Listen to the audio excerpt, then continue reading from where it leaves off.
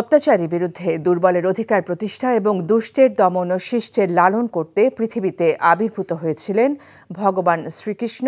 এই বিশ্বাস পোষণ করেন সনাতন ধর্মাবলম্বীরা। শ্রীকৃষ্ণের এই আবির্ভাব তিথি শুভ জন্মাষ্টমী হিসেবে উদযাপন করা হয়।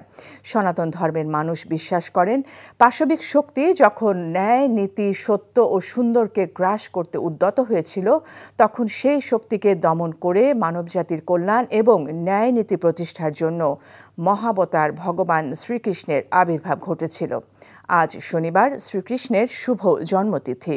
জন্মাষ্টমী উপলক্ষে সনাতন ধর্মাবলম্বীদের শুভেচ্ছা ও অভিনন্দন জানিয়েছেন প্রধান উপদেষ্টা অধ্যাপক ডক্টর মোহাম্মদ ইউনূস।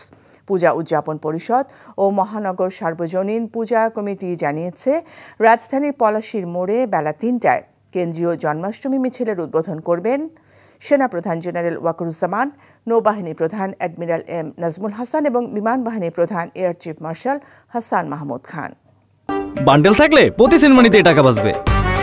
বিকাশ সেনমানি বান্ডেল কিনে জিতুন প্রতি লেনদেনে।